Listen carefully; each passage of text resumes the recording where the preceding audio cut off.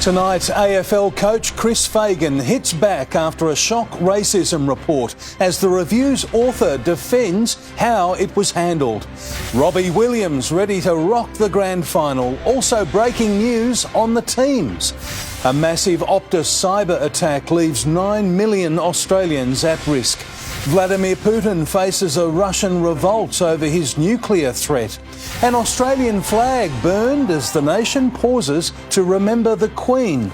And a public holiday crowd crush from the sold-out Royal Show to a flower festival. Live from Melbourne, 7 News with Peter Mitchell starts now. Good evening. The AFL's racism scandal is deepening, with all 18 clubs under pressure to carry out urgent reviews into their treatment of Indigenous players. The push came as Brisbane Lions coach Chris Fagan joined Alistair Clarkson in rejecting disturbing allegations from their time at Hawthorn. The author of Hawthorn's bombshell report and former Richmond player Phil Egan admits even he was shocked at what he uncovered. I thought, well, I can't get through this, and then once I sort of flipped it on its head and saw that this is my cultural responsibility to tell this story, I got through it. Mr Egan explained why he didn't interview Alistair Clarkson or Chris Fagan. That was very strict. We had a very narrow laneway to stay in, and we had no access to non-Indigenous past players, coaches or staff. And had no desire to do so anyway. I've no judgment. I've no wish to sit down with Alistair Clarkson. Clarkson and Fagan are accused of pressuring Indigenous Hawthorn players to split up with their partners and, in one case, abort a pregnancy. Today, the first response from the Brisbane Lions coach. I deny categorically the allegations. I intend to defend myself. I was not interviewed, nor was I invited to be interviewed. No one associated with the review ever put any allegations to me for a response. It is tough and it is hard, but I'm always gonna believe the players and the brothers. So you believe all the allegations? Well, it keeps happening. Eddie Betts called for wider action beyond the Hawks. This could happen at any football club, and I think that every football club should do a review like this. Tigers' Daniel and Morris Rioli given rock star treatment at the Fans Festival. They rely on a unique bond with other Indigenous players. We have a good network. Our brother boys stick together, and it's obviously a difficult time. The AFL today interviewed prospective panel members for the official inquiry. The alleged victims must approve them. We want to make sure that all those involved feel comfortable with the sort of the balance and the representation, and we're working through it. The investigation should take 6 to 8 weeks. Mr McLaughlin says he'll stay as the CEO until it's complete. Given the gravity of the allegations and the desire for people to respond, I think we need to move as quickly as we can, but while getting it right. And Mr Egan says the crisis reflects Australian history. The findings allude to, genocide and the Protection Board, but, so it's very, very harrowing, very hard read, and very hard to sit there and take it all in from these very, very strongly affected families. And Mitch, tonight the AFL is trying to finalise the 4-person independent panel that I understand could include up to 2 prominent Indigenous female lawyers. They don't have still the AFL direct access to the alleged victims. The victims are now represented by Arnold Block and Liebler, a top city law firm who had extensive experience with Collingwood's Do Better report. Mitch? Tom Brown at Jollymont, thank you. To breaking news now, and the teams for Saturday's grand final are in. Mitch Cleary, both the Cats and the Swans have made big selection calls. Peter, Geelong has named speedster Max Holmes after a week of hamstring concerns, but he faces a last-minute fitness test tomorrow on the MCG. It means emergencies Mark O'Connor, Brandon Parfitt and Sam Menegola remain on standby. At the Swans, they're due here at their hotel any minute. Logan McDonald, there's heartbreak. He's been dropped after 17 games this year. Hayden McLean comes in for his first game since round 8. Sam Reid, the veteran, going for his second flag after 2012, has been named after his groin strain. I'll be back in sport with the latest here from the Swans team hotel. Peter? We'll see you then. Thank you very much. Mitch Cleary reporting. And superstar singer Robbie Williams will partner with Delta Goodrem in a grand final spectacular. Williams has confessed to a hidden love for Aussie rules and revealed that Kylie Minogue convinced him to return to Melbourne. One of the world's greatest showmen bound for grand final glory. I wouldn't come expecting much, and then you'll be pleasantly surprised. But there's no doubt Robbie Williams knows how to entertain a stadium of football fans.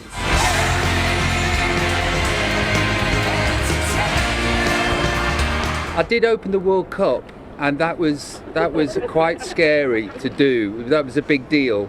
But I think this will be like the World Cup, but I'm in Australia, so I'll be more relaxed. Kylie Minogue may have convinced the UK superstar to sign on for the pre-game spectacular. Dead easy, kebabs and chocolate. And she knew, she bought a kebab, she bought some chocolate. But another Aussie pop princess will join Williams on stage. The incredibly talented Miss Delta Goodrem. Teamed up with a lineup of homegrown talent for a rocking halftime show. I just did sound check today and it's wild. This is going to be the biggest performance, biggest audience I've ever played in front of. It's like 100,000 people. Robbie's set list is still a surprise, but he isn't ruling out an encore performance after the final siren. I'm not ruling it out if the Killers did it. 350 police will be out in force as the MCG prepares to host the AFL Grand Final for the first time in 3 years. Our main advice is to get here early because there's going to be big queues. Kathy from Newport is already there, first in line with 2 sleeps to go. Tomorrow night it's going to rain, so got a rain jacket. It will be a grand final parade with a difference tomorrow. Cats and Swans players to join the Brownlow medalist in boats down the Yarra. I'm sure there'll be a bit of feedback, positive or negative, depending how it goes, but I'm all for something different. Jade Vincent. Got a ball with my name on. 7 News. The personal information of more than 9 million Optus customers, past and present, has been stolen. Tonight, the telco is in damage control as Australia's spy network hunts for the culprits.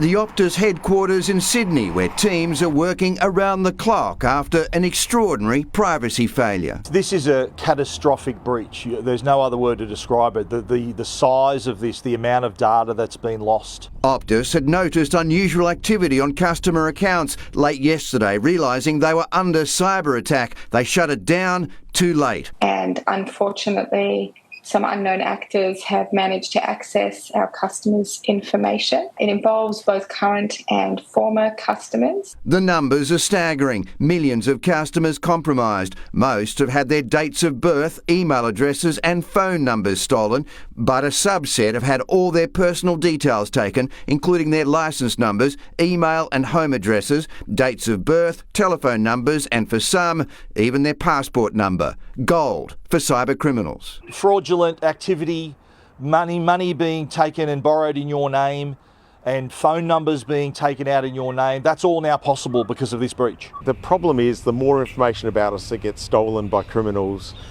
the more accurate their crimes are carried out against us. Major financial institutions, including the Big Four banks, are on alert. An investigation includes federal police and the highly secretive Australian Signals Directorate in Canberra. Optus says those customers considered most at risk will be contacted directly and offered help with surveillance. It says to date there's been no ransom request or any other demand. But for millions, their details could be out there. It's a question of trust. Do customers trust a company like Optus to keep their information secure? Chris Marr, 7 News. Overseas, police across Russia are cracking down on a defiant protest movement, rising up against Vladimir Putin's war threats. Joe Biden told the UN the Russian president's nuclear sabre rattling should make the world's blood run cold. A new battlefront for Russia's weakened president in Moscow, in St. Petersburg, across 38 Russian cities, more than 1,300 arrests, defying laws that make protesting the Ukraine war a crime. This surge in anger over Vladimir Putin's mobilisation, the president announcing he'll send 300,000 reservists to fight. This war is about extinguishing Ukraine's right to exist as a state, plain and simple. In New York, the US president tells world leaders that should make your blood run cold.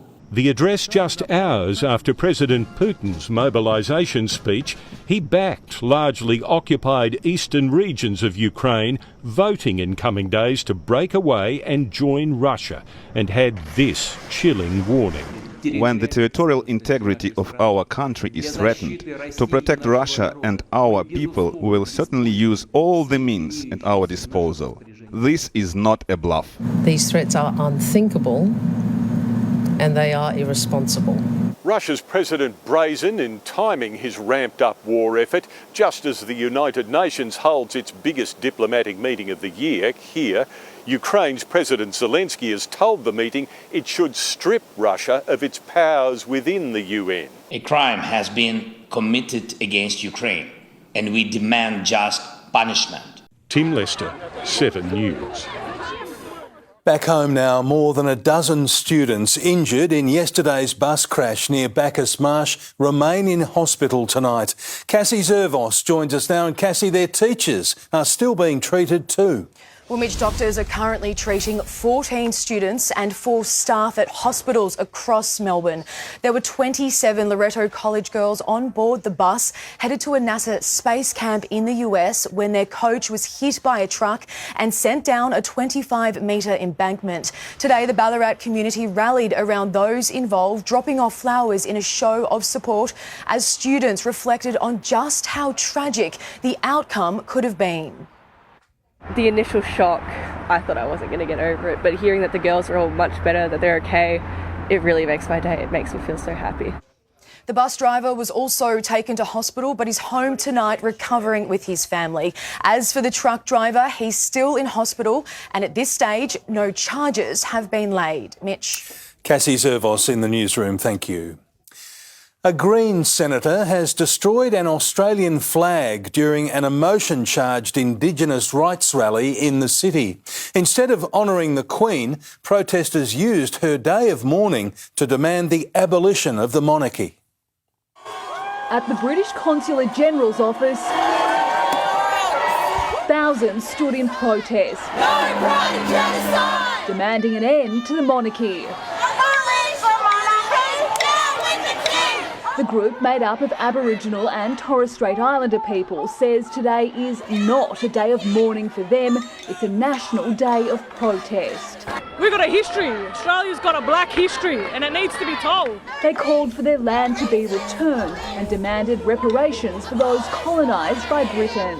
Making it clear that our sovereignty never ceded and we'll never give up the fight. At Flinders Street, the Union Jack cut from the Australian flag before it was smeared with blood. You don't need flags or symbols. The white fella thing. Green Senator Lydia Thorpe among the speakers, calling for an end to deaths in custody. Our people are still dying in this country every single day! In Brisbane, both protests were guided by dozens of police. No arrests were made. Chanel Vella, 7 News. Australians did pause today to remember the life and service of Queen Elizabeth II. Memorials were held across the nation as leaders gathered in Canberra. In the Great Hall of Parliament, not a Scottish piper, but fittingly a didgeridoo. With Prince Philip at her side, the Queen embraced the scale of this vast nation, the breadth of our continent, the depth of our people's hearts, the warmth of our humour. Prime Ministers of the past, Premiers of the present, judges, politicians, the clergy, rescue workers, scouts and guides, all paying their respects to a leader so many looked up to, as the voices of the Australian Girls' Choir filled the room. At 10:56, 4 minutes ahead of schedule, a minute of the rarest sound heard in the halls of Parliament: silence.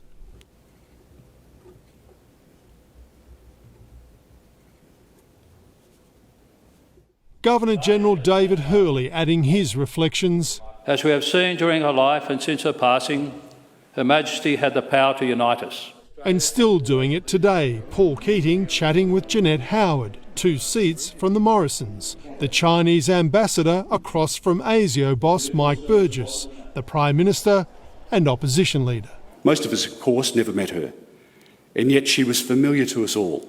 The Great Hall today submerged in a great pall of sorrow, far from the pageantry of the British commemorations, but in a distinctly Australian way, a farewell fit for a queen. Singer Anthony Kalia insisting Australia will always remain by her side.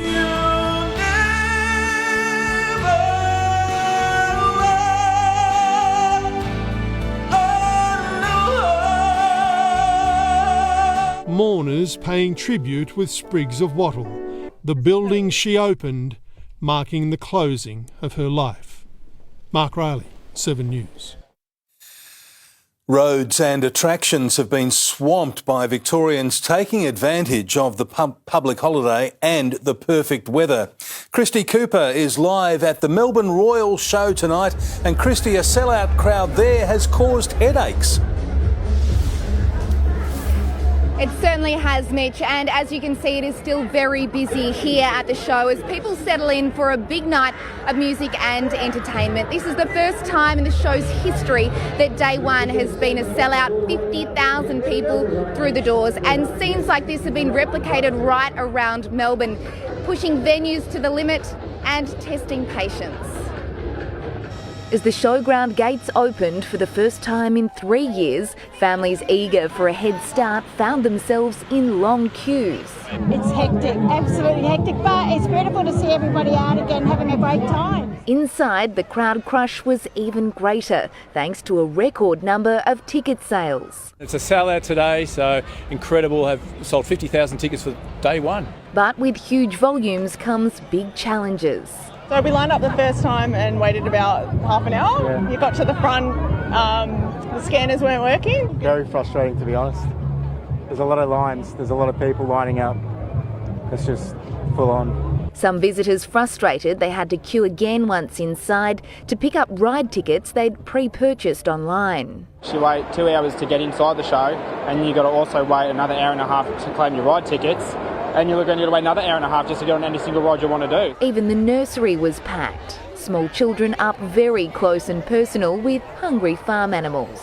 The public holiday drove demand not just at the show but at attractions across the city. There were long queues as Melbourne and Werribee zoos sold out, while the queue of cars at Tesselaar Tulip Festival stretched for 4 kilometres, causing a traffic nightmare on local roads. The field a sea of colour and people. Show organisers say ticket sales are strong and large crowds are expected across the weekend. They're urging patience and still promising family fun. It's been an actual awesome time. Christy Cooper, 7 News. A Cats champion is hoping to hand over more than the Premiership Cup on Saturday. Tim Watson, Cameron Ling is ready and waiting. He is, Mitch. The Cats' last flag-winning captain is hoping he's got some company in a very special Geelong club. But will Joel Selwood join Cameron Ling and call it quits on a high? Can't hurt, though, to finish on that special note. Hopefully he's got that option. Also, how the Swans came to their clutch selection call behind closed doors and how they plan to stop a Geelong match winner. And we'll have more on Roger Federer's farewell tour as well shortly in Sport, Mitch. OK, thank you, Tim. We'll see you then. Ballarat businesses are facing financial heartache thanks to an arsonist. He started a fire in one shop, but neighbours are already paying the price. Details are ahead. Also, Donald Trump and his family sued for lying about their fortune. Melbourne's corgi tribute to the Queen. And from the excitement of the show, I'll have what weather to expect across the grand final long weekend.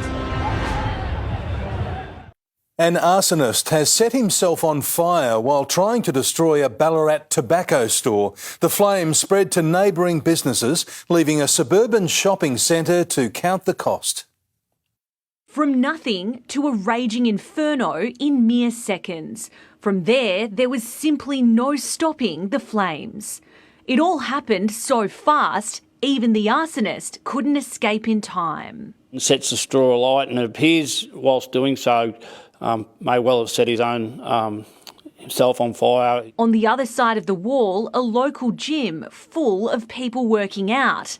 Luckily, they all escaped unharmed. On the other side, Noel Stewart's bakery. The damage there was devastating. Probably close to $500,000 or $600,000. The attack happened in January this year. Noel's business hasn't been open for 9 months. My wife and I, it was like they're part of the family. The tobacco shop at the centre of this attack hasn't reopened either. No one here has seen the owners for months. Disappointing for all our businesses who have been here for years. It's not clear if this was a targeted attack, but the arsonist's face is clear. We're really hoping that a member of the community is able to identify the offender. Anyone who does should call Crime Stoppers. Estelle Greeping, 7 News. Donald Trump and his children have been accused of staggering fraud by the New York Attorney General. She's now suing the former president for allegedly lying about his family's fortune. In the city where Trump made his name and millions. Claiming you have money that you do not have does not amount to the art of the deal. It's the art of the steal. Former president and his 3 children facing a $250 million lawsuit threatening their empire. New York's Attorney General says the billionaire's image and fortune was the result of staggering fraud. In a 220-page lawsuit, Letitia James accuses Trump of inflating his net worth by billions to secure more favourable loans. James wants to put the Trumps out of business with a ban from owning companies in New York or buying commercial real estate there. It's mighty serious. It could essentially extinguish the Trump organization in New York and be a body blow, maybe a fatal body blow to his entire empire and brand. The former president says James is a fraud who campaigned on a Get Trump platform, highlighting one of her pre-election videos. Will you sue him for us? Oh, we're going to definitely sue him. We're going to be a real pain in the ass. After a 3-year investigation, this ending in a civil suit, with criminal probes into the former president's actions still underway. Ashley Mullaney, 7 News. Prince William has spoken publicly for the first time since his grandmother's funeral. The Prince of Wales recorded a message for a climate change summit in New York. Protecting the environment was a cause close to my grandmother's heart, and I know she would have been delighted to hear about this event. The royal family will remain in mourning for another 7 days. Some of Melbourne's 4-legged residents have paid a special tribute to the Queen. Dozens of corgis gathered at the Shrine of Remembrance, some wearing crowns for the occasion. Most managed to stifle their barks as they paused for a minute's silence. There's good news tonight on John Farnham's recovery from major cancer surgery. Sonia Marinelli has the details. Mitch, his family has given us an update on the singer's health. I'll have the details live up next. Also coming up, the race to save hundreds of whales on a Tasmanian beach. Fears COVID was spreading at the Queen's funeral. And the Swans cheer squad finishing off their secret grand final banner.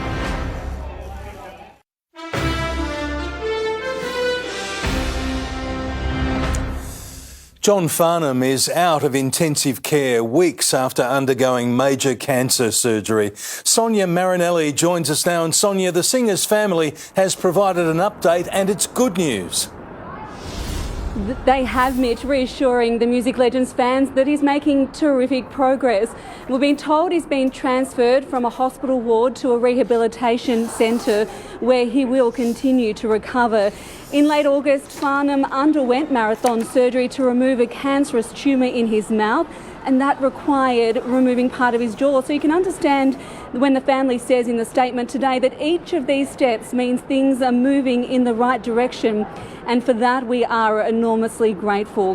His wife Jill and 2 sons have also expressed their gratitude for the thousands and thousands of messages of love and support that they've received since the singer's shock cancer diagnosis. And of course, John's not on social media, so his friends have set up a dedicated website where you can continue to send your messages of love and support. And Mitch, all of those messages will be passed on to John and his family when the time is right. Sonia Marinelli at Docklands, thank you. Rescuers are desperately trying to save dozens of whales stranded on a Tasmanian beach. There were 230, now just over 30 are still alive and were pushed into deeper water, but crews are running out of time. A rescue operation enters its second day to save 35 surviving pilot whales stranded off Tasmania's west coast. Time isn't on their side. They are in a really highly exposed, stressful location. I think it's inevitable that we may lose a few more. The team keeping the whales wet to ultimately keep them alive before returning them to sea. We've got animals that are essentially high and dry on the sand.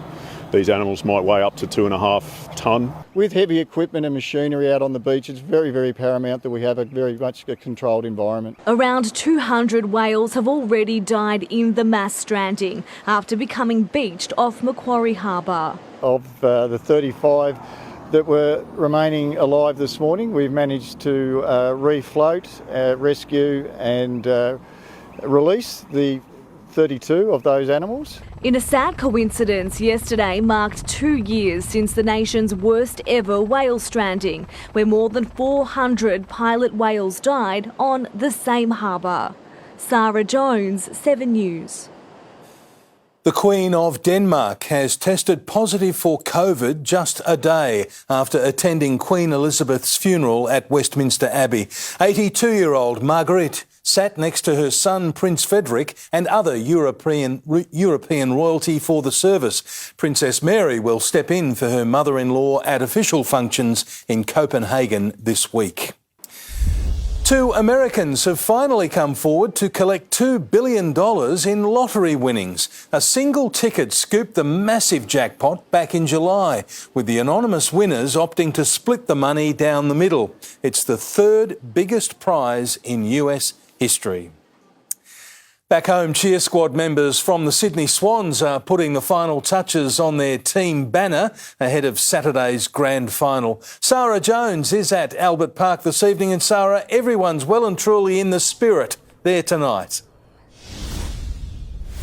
Yes, Mitch, they sure are. I'm joined by about 40 odd members here, including Denise, who is the cheer squad captain, we will call her. Denise, Sydney hasn't won a flag in 10 years. What's the feeling like right now? Oh, everybody's so excited. We're all tired from going last weekend on buses. Collingwood may have said they went on buses, but we went on buses. And we are tired, but it's worth it. It's really worth it. Now, the banner is behind us all. Can you talk through what goes into that? Oh, there's a fair bit of work that goes into that, and every cheer squad knows. Yes, we get some artwork done, and we have to have the crate. We make sure the tape's there. We get the people there. So there's a lot of taping and all the rest of it, and all the people that came tonight was wonderful. We had a few newies that were astonished with what we did. So, yeah, a lot of work, but again, worth it. So, yep, very good. Any hints on what it says? Oh, certainly not. No, look, it's encouraging, and we know, we just know our boys are going to play well. So, yep, it's all encouraging. Well, I had to ask, and what's the final message for the boys on Saturday? Look, we know they're going to try, we know they're brilliant, we know they're really courageous, and we're just going there for a win. So do your best, boys, because I know you will. Go the Swans! The countdown is well and truly on. Back to you, Mitch. It is. Sarah Jones with the Swans faithful at Albert Park. Thank you very much indeed. We'll find out what the banner says on Saturday. There's worrying economic news coming out of the United States. What impact it will have here in Australia is ahead on 7 News. Also, why TV star Karl Stefanovic is facing a police investigation. And Formula One star Daniel Ricciardo back in Australia opening up about his future. Another motorcyclist has been killed just as police target riders in a major safety operation this long weekend. The rider slammed into a sign on the side of the Port Arlington Highway near Geelong. A passerby discovered the wreck just before 8 this morning. The man died at the scene. More than 40 motorbike riders have died on Victoria's roads this year. Channel 9's Carl Stefanovic is being investigated for allegedly touching a waiter at a charity event in Brisbane. Police have confirmed they are investigating a report that a man was assaulted during the fundraiser on August the 20th. The Nine network is yet to respond to a request for comment. The US Federal Reserve has announced a massive 0.75% increase to interest rates. It's likely to have a devastating flow-on effect here, as Network Finance editor Gemma Acton explains. Peter, it was another rough session on Wall Street overnight. The trigger was a large interest rate hike and a clear message of more to come. We have to get supply and demand back into alignment, and the way we do that is by slowing the economy. Federal Reserve Chairman Jerome Powell has a delicate balancing act, how to cool inflation that last month hit 8.3% in the US without causing a recession.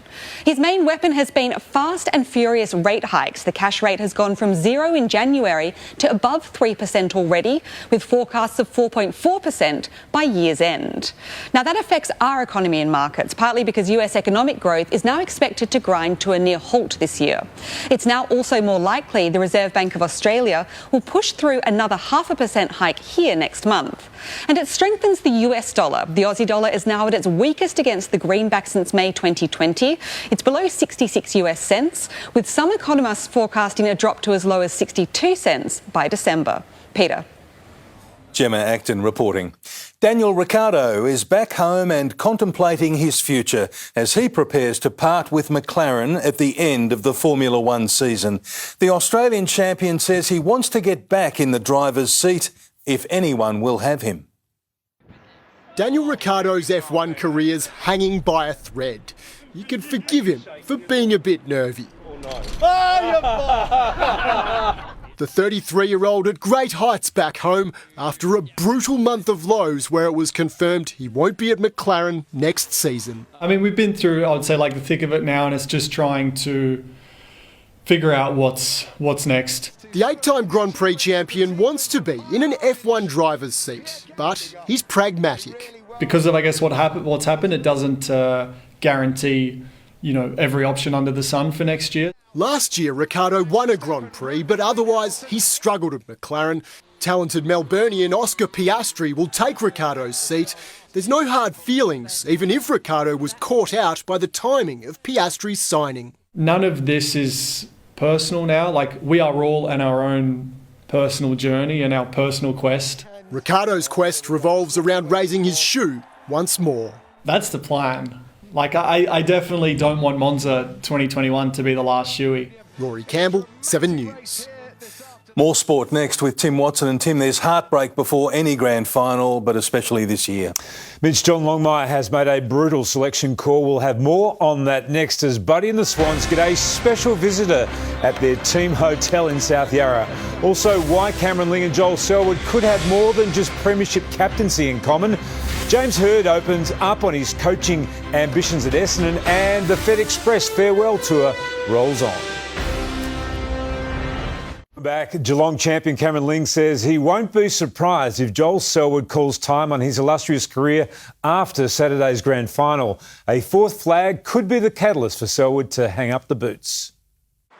11 years ago, Geelong legend Doug Wade presented Cameron Ling and Chris Scott the Premiership Cup. If the Cats win Saturday's decider, Ling will pay it forward. Wadey gave me a little bit of advice. He said, hand it over and then get the hell out of there because it's not about you anymore. To have that moment with Joel and Scotty, if it happens, it'll be very, very special. Ling retired just days after leading Geelong to that flag. Captain Joel Selwood could follow in his footsteps if he can win an incredible 22nd career final. I just don't know inside Joel's head whether he's got the same thoughts. It can't hurt, though, to finish on that special note. Hopefully he's got that option. From experienced campaigners to 24 gamers. I haven't been to a granny an AFL Grand Final before. In his first full season, defender Tom de Koning has taken all in his stride. He's been amazing, unbelievable. We've told him each week you might be on the best forward, and he's just like, yeah, that's fine. He's just happy to do it. Saturday afternoon could pose the biggest challenge of his short career, manning Swans superstar Lance Franklin. There's definitely a little bit of fear. There's nerves and fear. It's only my first year, so he's just a great all-round player and a legend of the game. Teammates backing the 21-year-old in. I'd be very confident in him, and he would be very confident in himself, which is a good thing. Natalie Anides, 7 News. There's grand final heartache for a young Swan star. Mitch Cleary is at the team hotel amidst the players have just arrived in Melbourne. Tim, it's Logan McDonald dumped after a quiet final series in favour of Hayden McLean, given McLean can provide extra ruck support with veteran Sam Reid underdone. It takes a lot to upstage a grand final team less than 48 hours out from the bounce, but just moments ago there was a surprise visitor at the Swans team hotel. Robbie Williams dropping by before he takes the MCG pre-game on Saturday. On field, Sam Reid has been selected despite a heavy injury cloud. Touching down in Melbourne with a green light for a veteran Swan. You ready to go? Yep, ready to go. Sam Reid's fitness test for his injured groin sent behind closed doors at the SCG today. Jogging for the first time since the prelim, enough to be selected for now. You know, he's played in a few grand finals before, so he understands the pressure and the weight that comes with it all. Obviously, you want to be flying 100%, but no, he's recovered really well, so we're really happy in the way he's progressed. 20-year-old Logan McDonald, the hard luck story at the Swans, dropped for Hayden McLean, who shared the forward 50 with Lance Franklin in match simulation. Buddy Sharp having missed Tuesday's session. Speedster Justin McInerney too, shrugging off any ankle concerns. John Longmire and his squad making the trip down this afternoon with no shortage of confidence, having 2 wins from 3 visits to the G this season and facing a Geelong side at the peak of its powers. What are they, 15 in a row, 2 games clear on the ladder. We don't really care about the odds, we'll back our system in. No task bigger than Dane Rampy's on Jeremy Cameron. Yeah, we'll have to respect him as we do all the Geelong players, but maybe a little bit more attention will go to him. Mitch Cleary, 7 News. Adam Uze is firming as the man most likely to coach Essendon, returning to Chief Football reporter Tom Brown. Tom, the Bombers are closing in on making their call. Tim, it's looking more and more like Adam Uze, unless Brad Scott gets involved early next week. But significantly today, as you can see, James Hird spoke publicly, really for the first time since applying for the Essendon role. Now, Hird hasn't heard back at this stage about a second interview, so it's now doubtful that he'll get the job. But he did comment publicly, as I mentioned, for the first time, saying if he got the opportunity, it would be amazing. Redemption is a big thing, but for me, I just love the Essendon Football Club. It's been part of my life forever, and I think I can make it better. Hird hoping to find out if he gets a second-round interview by the end of the week. Just moving to my one-on-one today with Phil Egan, who was the author of this Hawthorn report. He had high praise for the current Hawthorn management, explained that they referred it directly, his report, to the AFL Integrity Commission. Also had big praise for Gil McLaughlin's handling of the matter this week as well. And just finally tonight, Tim, Collingwood has upped the offer to Jordan De Goey to 5 years. De Goey officially hasn't re-signed with Collingwood. He's weighing up St Kilda or Collingwood. It's looking like Collingwood, but he hasn't signed, crucially, on the dotted line as yet. De Goey, Tim. Thanks, Tom. Roger Federer is soaking in every second of his farewell tour. Federer says it took him some time to reconcile a chronic knee injury that's ended his legendary career. I was in a very, worried, scared place to face the music, the media, the fans and everything. Aussie icon Rocket Rod Laver joined the stars of tennis world ahead of the Labour Cup. Socceroos legend Tim Cahill has backed Tom Rokic to be front and centre for Australia's World Cup campaign in Qatar. He'll be ready. Tommy's a professional. Arnie's trying to build a squad, I think a strong basis defensively, and hopefully some young talent that can create some magic to score goals and to shock the world. Cahill will play a small role with the Aussie squad at the World Cup, and the front bar is back tonight with the grand final edition. Paul Kelly will perform with a host of big-name special guests from 8:30. That will be a lot of fun. The biggest show of the year. Thank you very much indeed, Tim. Cruising has made a triumphant return after being battered by the pandemic. Companies are now offering major discounts to lure passengers back to the sea. Finally sailing out of troubled waters. Cruising is back, and so too are the cruise fanatics. 1, 2, 3, we've got about 4 coming up. In the lead up to Christmas, there's no better time to get on board. For a 3-day cruise, it'll cost between nearly $400 to $700 per person, but there are family deals. With Carnival Cruises, you'll get 3 meals a day and snacks. Alcoholic drinks, though, aren't included. On Princess Cruises, passengers receive up to $400 on board spending money, plus a beverage package and Wi-Fi. All holiday providers are becoming more cutthroat. For the best deal, shop around and avoid peak time travel. Know what's included in your booking fee, like food and drinks, and ask for an upgrade. Some agents can offer extra perks. To ensure smooth sailing ahead, both passengers and crew need to prove they're vaccinated and virus-free. We feel safer on board. We've done 18 cruises so far this year and neither of us have had COVID. Travel insurance with cruise cover is vitally important. For some, this is the real ship of dreams. The Disney Wonder, departing from Brisbane, Sydney and Melbourne from October next year. A while to wait for dreams to come true. Georgia Holland, 7 News. Jane Bunn is next with the forecast. And Jane, how does it look out there at the show? Well, Mitch, it's full of fun and excitement, but there's some up and down weather on the way. I'll have the full details next. Tonight on the latest from 7 News, as bad as it gets, a cybersecurity expert on the Optus hack and how concerned you should be. Our Richards revealed what makes us the wealthiest country. And the public figure fired for a private pastime. Our Thursday night panel discusses. When it breaks, we'll have it at 11:15.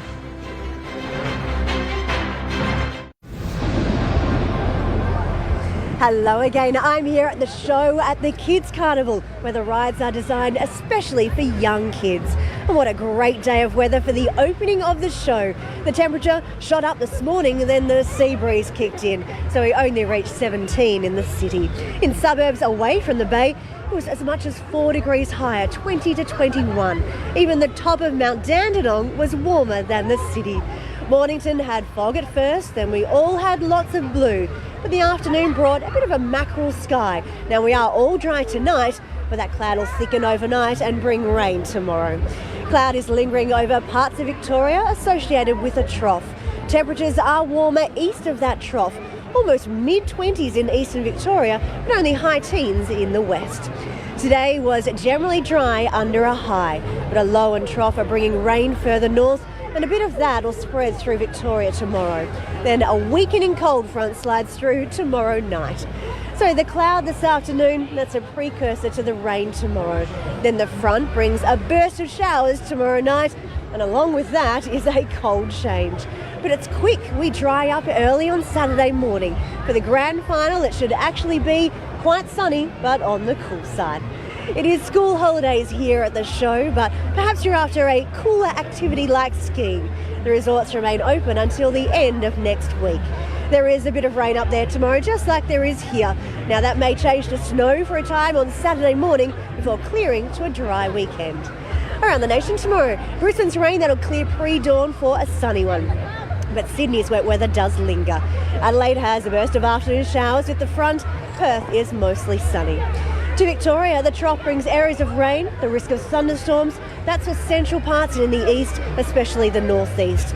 Then that cold front brings a band of colder showers across the southwest, reaching central parts at night. Closer in, it could be quite wet tomorrow. We'll have areas of rain during the day. There's the risk of thunderstorms in outer northeastern suburbs. Now generally 2 to 8 millimetres is on the way, but up to 20 in a storm. It may ease briefly late afternoon, but that's before a burst of colder showers at night. So there is rain at times tomorrow at 16, and the evening brings that burst of chilly showers. To the 8-day outlook, it clears early on Saturday morning. We have a dry grand final day. A fair bit of sunshine, but only 14. On Sunday, a cold start, but it should warm up to 20. There's lots of sun before cloud builds later. Monday is our next day of wet weather, about 17 with some rain at times. Then Tuesday and Wednesday, potential for lots of showers to be moving through. Thursday looks the driest at this stage. So tomorrow, likely to be wet, rain at times 16, burst of colder showers at night. But despite all that, show full swing tonight and looks like a lot of fun, Mitch. And that's the way it is this Thursday, the 22nd of September. Thanks for your company. Sunrise is broadcasting live from Federation Square tomorrow morning from 5:30am. Join Koshi, Nat and the whole team for your chance to win grand final tickets. For now, from the 7 News team, good night.